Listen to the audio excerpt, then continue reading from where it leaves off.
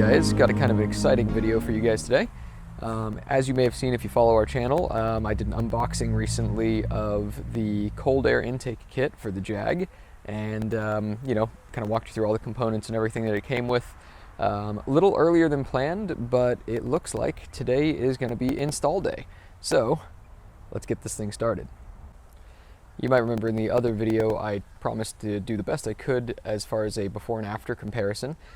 So I am going to be filming just some of the differences as far as like the sound and things like that as the car currently sits, which is basically stock barring the pulley that I have on there. And then, you know, once I put the intake on, you know, it should give you a good idea of what the difference in sound is like, and I'll do my best to give you a performance comparison, but I do have to go easy on the car because I've still yet to do the cylinder heads. Mostly we're kind of expediting this one because we need more content for you guys and we got to keep it coming, and this is the most approachable thing that we could do for the time being. So hopefully this is a helpful guide if you've been considering getting the Mina Gallery Intake. Hopefully this will kind of show you what it's all about and let you decide if it's worth the money for you, and I'll give you some notes and everything along the way of any tricky spots or any challenges and what my opinion is towards the end. So keep on watching. So as you can see, we are still cold. That was not a first cold start. I did start it just a moment ago, but at least you get an idea from startup and then idle.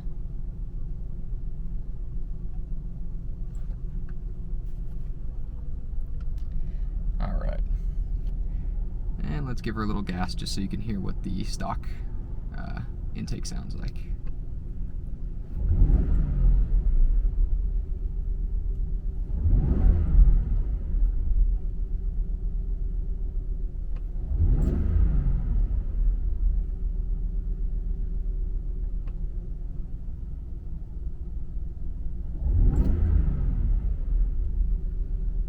And again, with the pulley that I have on here, my supercharger whine will be slightly more pronounced because it is spinning faster at a lower RPM, but should not be wildly off from what you guys have if you do not have the pulley on yours.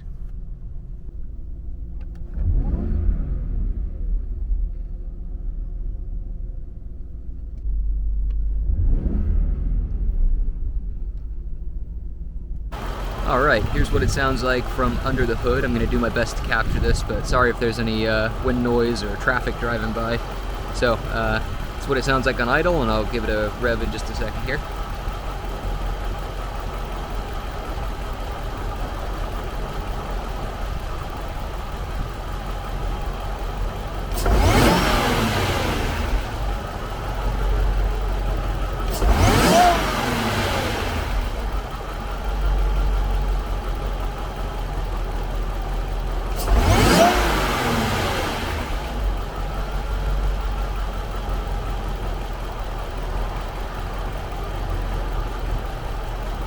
And this is the last spot from the rear. The car does have full stock exhaust on it.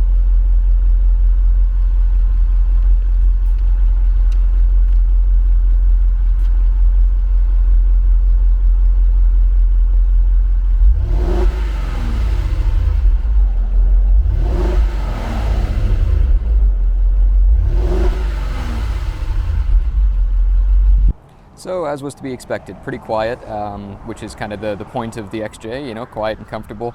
You do hear a little bit of the supercharger whine. Again, it's amplified by having the smaller pulley on there. But I figured that should give you a good idea of a baseline of what we're starting with before the intake. And yeah, we'll see what it does. I mean, usually when you add a cold air intake to a car, it does add some notable intake noise. And especially with the supercharger, from what I understand, that should sound pretty damn good. So that being said, I'm going to get to doing the install now, and once the install is done, we'll do a little comparison and go from there. Alright, so one last important sound test, because as you probably noticed, all of those revs that I was doing were not under load, obviously, and they were limited to 3,000 RPM, which I believe the car has some sort of stock limiter built in to where you can't rev it out to redline while it's sitting in park or neutral. So that being said, I'm going to just do a quick pull on the road here, safely, and that way you guys can kind of hear what it sounds like under load. Probably not going to wind it all the way out to 6,000. Again, I'm trying to go easy on it with the cylinder head thing, but I'll get it up in the RPM, and I will have it in sport mode, so it will be rolling out in first gear. And then we'll do the same once we get the intake on as well. You know, just want to make sure we have the engine nice and hot for when I work on it so I can really burn my hands. Things I do for you guys. So, let's get this thing started. All right, here we go.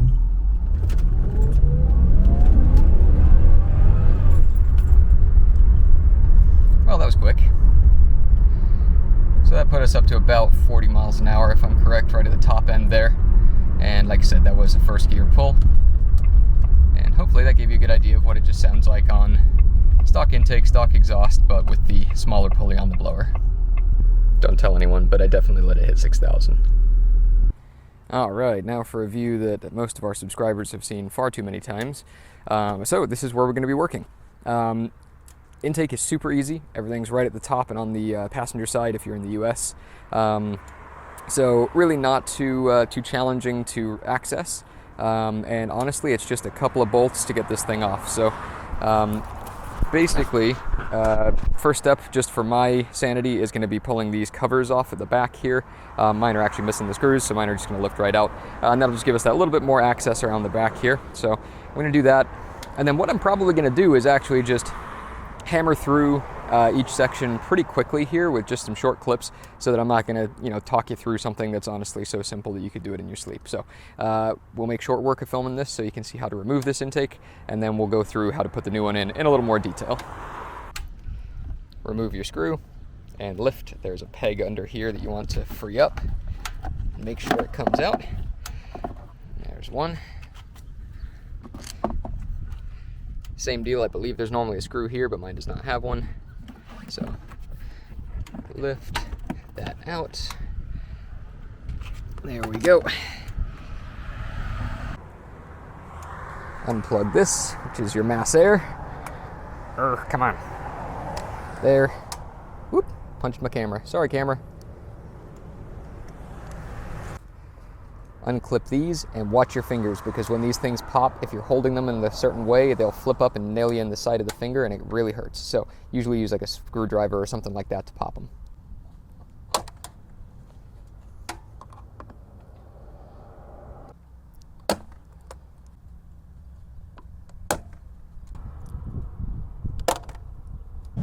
This is the mean one. Just to save your fingers. That was exciting. Sorry, just to save your fingers, tuck a screwdriver down at an angle and loop it through the end of the clip there, and then pry up and pop it that way. Keep your fingers out of there.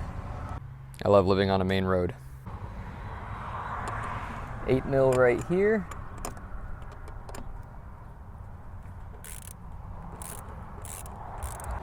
And 8 mil right here.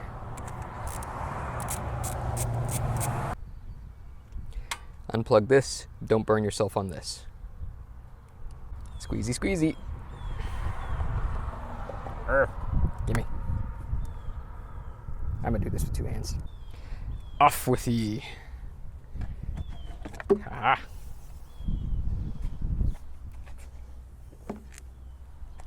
If your rubber O-ring stays behind, remove it from the throttle body. It may come off with the intake tube.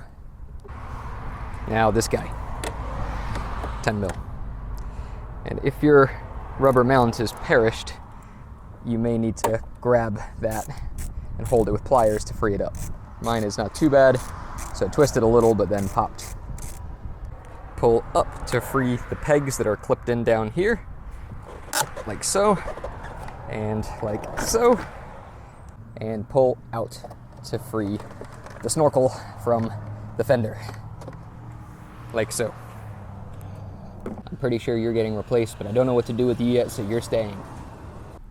Now we're gonna need this guy, which is our mass air. So we gotta release that. Flat blade.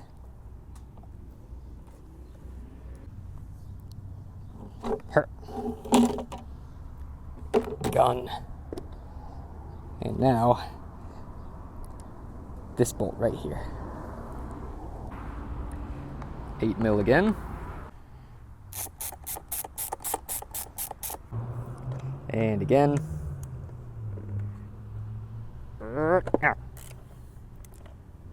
And again. Come on.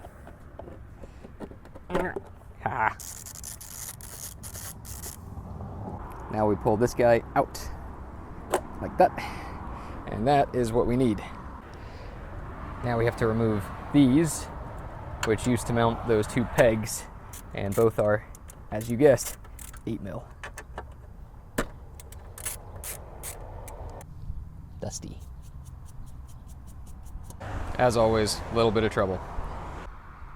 This is our heat shield, and it has those two holes in the bottom. And those are the bolts we just removed for those holes to line up with, which they do. But that silver line for our receiver dryer is directly beneath this thing. And not just a little bit, it is very beneath it. So it doesn't sit flat on the chassis rail. So I am going to figure this out and let you know what I come up with. So again, this is my receiver dryer line right here, sitting up on top of the frame rail. These are the bolt holes that it is supposed to attach to theoretically in the instructions, or at least that's what it shows. Obviously there's about a 1/2 inch of height that this thing lifts up, and the bottom of this airbox is flat, right? So when you put it down, it just sits on there. I tried being creative with these rubber grommets, thinking maybe they just forgot to mention that you use those as spacers or something like that. And then I was like, all right, this just seems weird because this cone filter is really big. And when you look at the cone filter, it doesn't even fit inside of the shroud that they provided. This is literally it just stuck on top. And then I started to go, okay, you know, I don't even think the tube will fit through here because this is the mass air. And albeit you can squidge these a little, it goes directly into this filter, if I understand correctly. And if that's the case, this definitely won't go through there. I've tried, because that won't even fit down in there. So then I started taking a look online at pictures of other Mina Gallery intakes on my type of car, the X308, and they show that this shield continues all the way along to here usually, and that this, instead of doing this weird curve in, whatever the heck's going on there, should just come up flush onto the fender, which makes a lot more sense. So it looks like we're going to be doing this as a two-part video, but what I can do is at least show you how to install the intake tube portion up until this point. So the majority of this is just that big shiny tube there, and these two silicone couplers. You have the 90-degree elbow, which is the throttle body end, and you have the straight connector, which is the mass airflow end. Both of them are going to require 2 of these clamps. The elbow in my case had like a big clamp already on it in the bag, and then there were 3 separate clamps, one of which goes to this and 2 of which go to the straight connector. So I'm going to show you me just slipping these onto the tube, getting the clamps lined up, and basically with the clamps you just want to orient them so that the fitting where you would tighten them is accessible, and you know you can get your tool on them easily. So just consider that while you're putting them on, because sometimes you put them on backwards, you could just make a real hassle for yourself.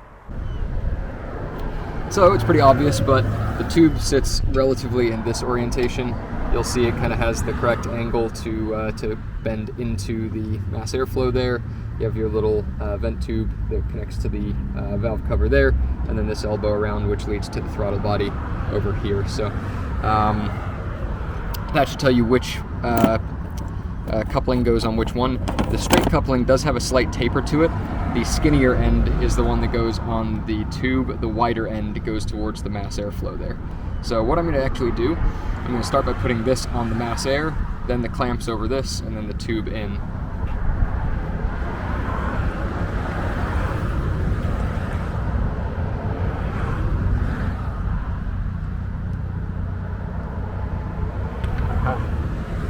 Looks like we've got another one of these rubber grommets like I showed you earlier in the video that was on the throttle body. Make sure you remove that because that'll be too large otherwise. Okay, let's get this guy over here and make sure it's seated all the way down and flush. Remove the random piece of tape from in there, and I'm sure that would be good. Okay, so we got our 2 clamps here. And again, I'm making sure the orientation on these makes these readily accessible.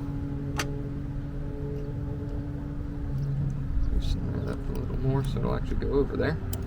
Oh, that's fun.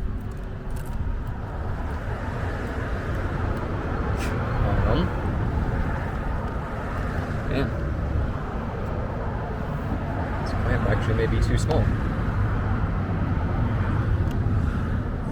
Let's see if I can make it work. Whew. Well, it just bites. And it is barely long enough, so I'm gonna just go easy on that. I don't want to strip a tooth on that. They're decent clamps, but still, I'm gonna test that. Okay, and then I'm gonna slide that up there. And we are going to get the tube in. That was easy enough.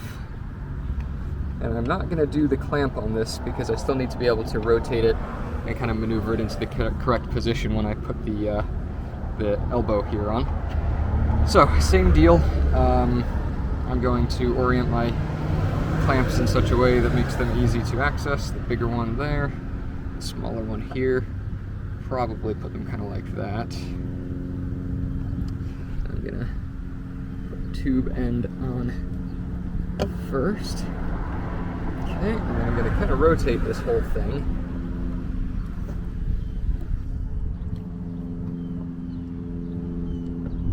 There we go.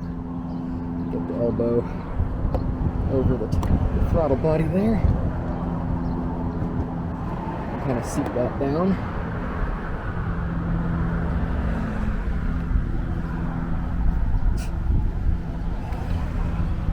Guessing this needs to be turned slightly.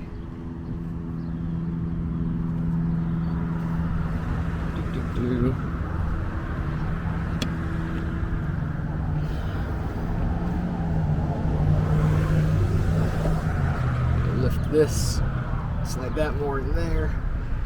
And kind of turn the whole shebang like that. Let's see if we can't get that to work a little better. Something like that, maybe. Now my airbox lid doesn't line up. Man, guys, we are off to a great freaking start, I tell you. And these things have some flex to them, so I'm hoping that I can just find some sort of position where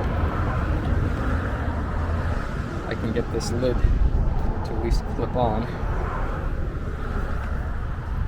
But not looking great so far.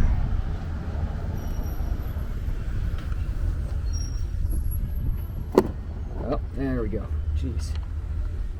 Alright, well, let me just secure that for now. Just so that doesn't run away. So you saw what I did there. I left that loose. How you doing? Front door? Front porch is fine, thanks.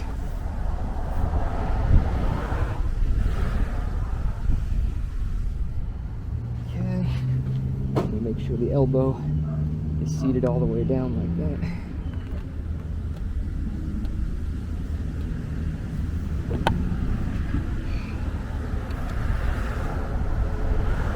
FedEx guy doesn't realize he's famous. Okay. I realized you probably couldn't 100% see what I was doing right there, but basically, I just kind of shimmied this whole thing into place. Alright,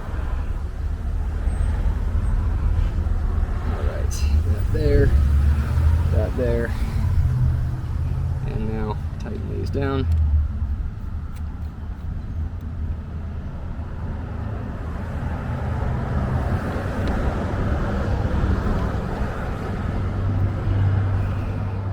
And I'm not going crazy on these because, completely honestly, I don't know what Mina Gallery is going to ask me to do when it comes to, you know, getting the correct parts. I sure as hell hope they don't ask me to send this whole thing back, because that would be ridiculous.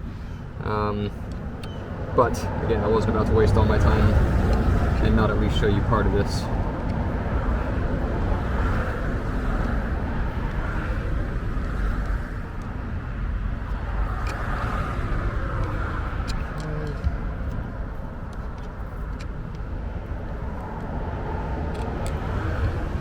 And these clamps are Phillips and flat blade and able to take a socket wrench as well. So whatever you happen to have will work with these. It's probably good enough. All right, so I just got the last one down there.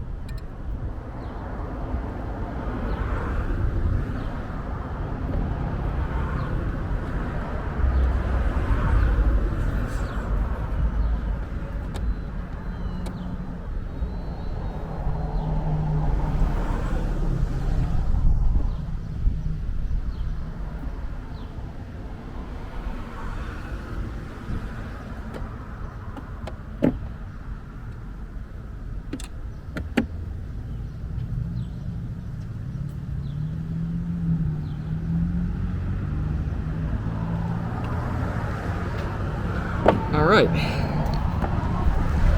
so the last part now is this breather tube, which they did provide a new one of these, so we'll see how this works, and I'll show you that in just a sec. All right, this part is super easy, much like the other end of this. It's just the squeeze clip, so you just squeeze and wiggle it off. Make sure I don't dump oil on that. There we go.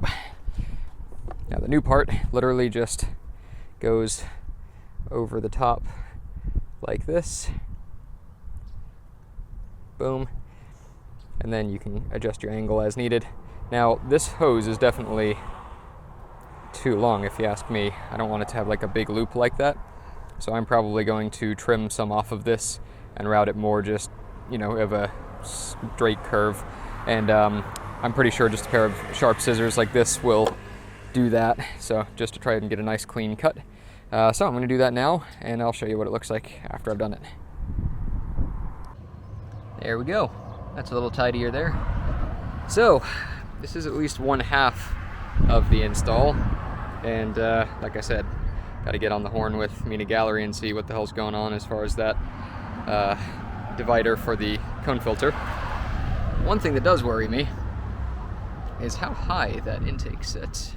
So I'm actually going to close the hood carefully here and see if that actually clears, because that is notably higher than the charge air coolers. And I'm starting to question if my hood's even going to close, which would be just freaking awesome. So it basically closes, but it absolutely touches the intake. For perspective, settle it down here, and it is sitting on the intake, not on these pegs. And I tried, you know, you can kind of let it drop and it'll latch, but the intake is literally pressing up against the underside of the hood. So I have no idea if that's considered normal to them, but obviously to me that's extremely concerning. I mean, that elbow just seems like it pushes up really high compared to the stock one. Okay, so we have a positive development. I just got off the phone with Mina Gallery. They actually answered on Saturday, which is major kudos to them for that. Spoke with Chris, and he was very helpful and walked me through a couple of the adjustments and modifications that I could make to make this work. It does seem like basically there's two key factors at play here. The intake box was bent while shipping, and he guided me on how to kind of bend it back into shape. And then on top of that, the elbow was not cut correctly, so he walked me through how to trim it down to the correct height to get it to sit properly. He was very apologetic. He said that they should have absolutely shipped correctly, but they are dealing with a couple of issues right now. So, but I'm hoping that if I follow some of these instructions and you know, they go successfully, that we can get this thing installed today. So, no need for a part two. So, upon speaking with Chris, one of the reasons that the hood was not able to close was that this was trimmed improperly, and basically he gave me an easy way to mark and trim this. So we've put the clamp on as high as it will sit in parallel with this right here. You don't want to cut at an angle because you'll start to mess up the geometry of how the intake works. So this is parallel with this line right here, and it's clamped on pretty firmly, so I can use this as a reference line. I'm going to take a sharp knife, I'm going to run all the way around the outside here, and basically just carefully cut my way through to make sure I have a nice straight cut that will line up right with this clamp, and that will make this sit as low as possible to clear the hood. And from there we should have basically no issue. So I'm going to work on that now, and we're going to get that started.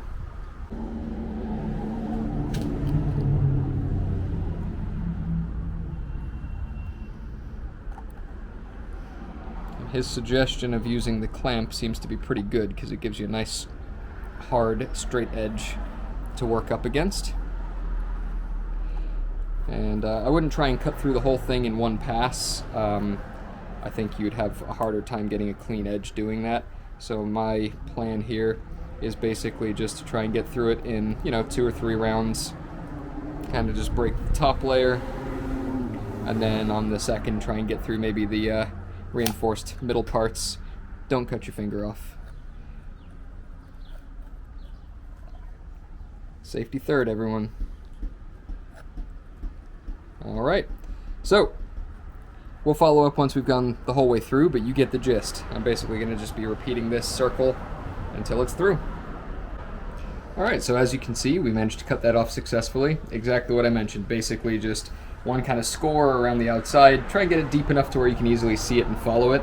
And then basically, once I did the initial score the whole way around, I actually removed the clamp, and I did one more round with the knife just to kind of get through the first, couple layers of the reinforcement here. After that, I was able to actually poke the knife the whole way through, and then just kind of almost using a gentle sawing motion, just push the rest of the way through. And we actually got a pretty darn clean cut, so not too bad. So we're gonna get this thing on, see if that fixes our issue with the hood closure, and maybe we can actually get the thing dialed in. So let's move on to that. Okay, so overcoming the issue of the receiver dryer line being in the way of the airbox. So basically, there's 2 things. The airbox was actually bent during shipping, so I was able to bend it back straight so it fits a little bit better. It will actually sit kind of roughly here, and kind of out of the way of everything.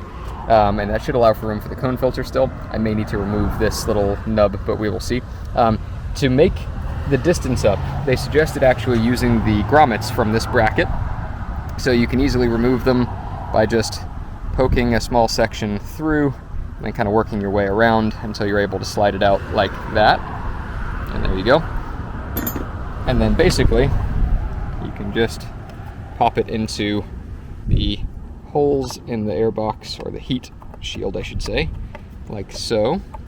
But the one thing I was looking at is the size of the head of the screws that are provided, the new longer ones, is a little on the small side and didn't give me the confidence that it would actually hold that super well. So I'm also going to just choose to add a couple of washers that I had laying around, like so, and just make the head that little bit bigger. So I'm going to thread these in now, like that, and then like this. And of course, if you're watching this and you're about to buy some washers, you can get ones that fit a little better, but these will at least be an improvement over just the screws as far as locating this. And this box doesn't see any like hardcore, heavy duty work, right? So just really is just trying to pin it in place more than anything so it doesn't move around like crazy.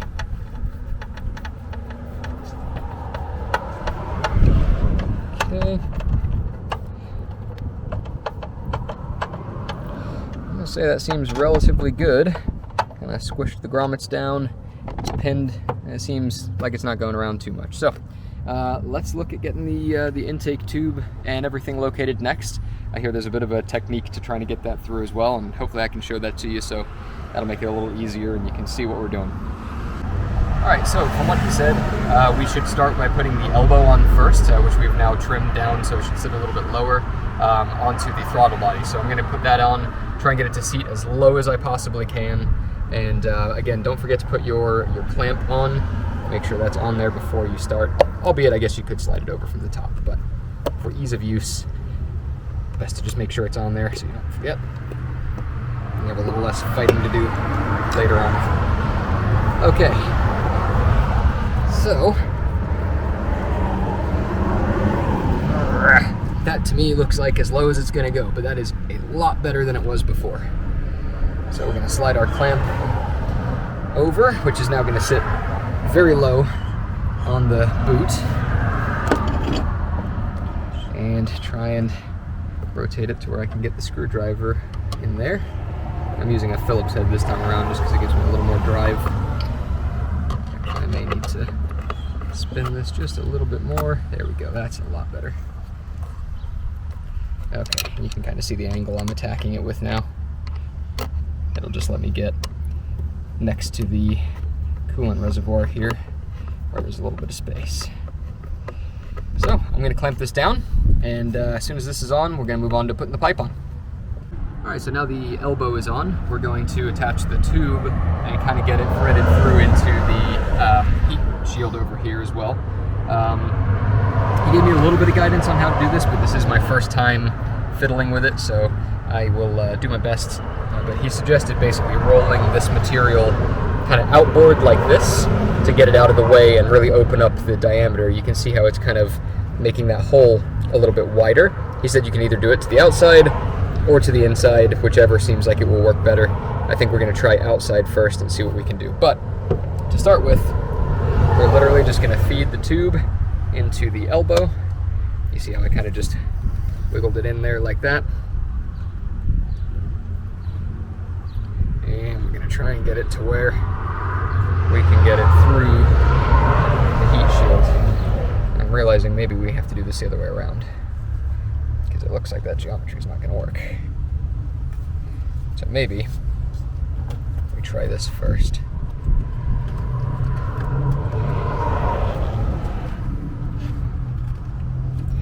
Okay, that's roughly what he said, but I think we're going to have to try something slightly different here. All right, so rather than showing you guys us wrestling this whole thing, I'm going to walk you through how we did it, and it made things a little easier. So what we ended up doing, we took this top seal off just so we had something firmer to grasp on at the top here.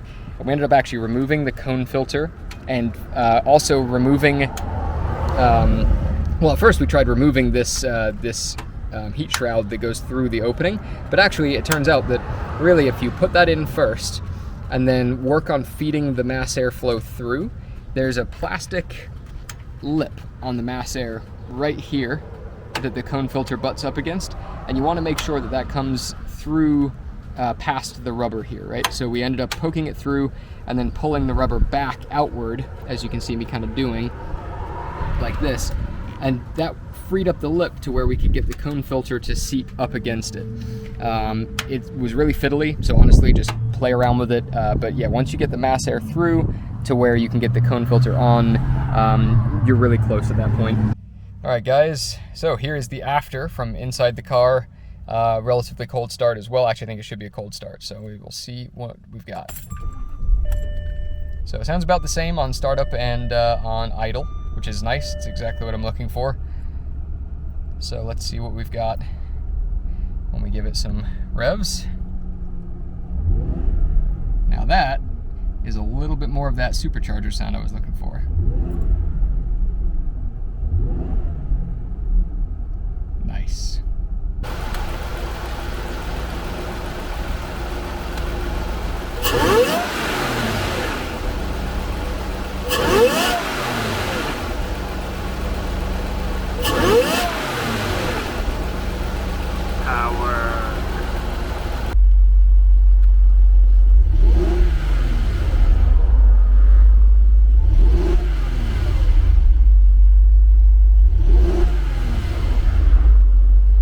Here we go.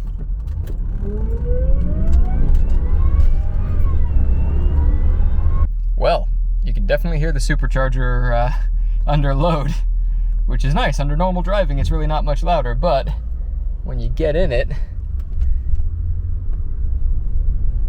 here we go.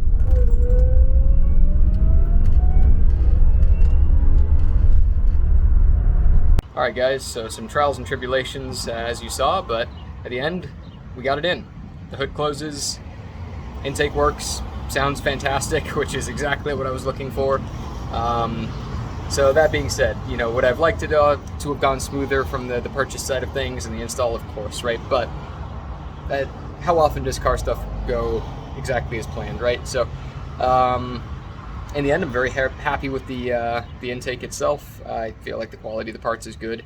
The sound is great. I still need to let the car calibrate, so the pull that I did there was basically just immediate, but the instructions do say to drive the car for a day or so under normal circumstances, and as well as a couple of different pulls and things like that, just to give it an opportunity to figure out, you know, a new tune for itself.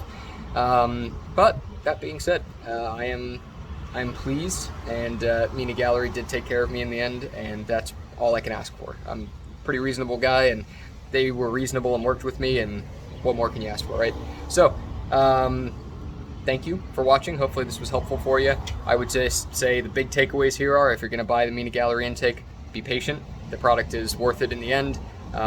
You know, be ready to wait a little bit for it to ship out to you, and you know, try not to expect it next week, and try not to expect it to just go in butter smooth and perfect. And in fairness, I've installed K&N intakes on cars, and you know, I've had issues with those as well. So you know, not unreasonable at the end.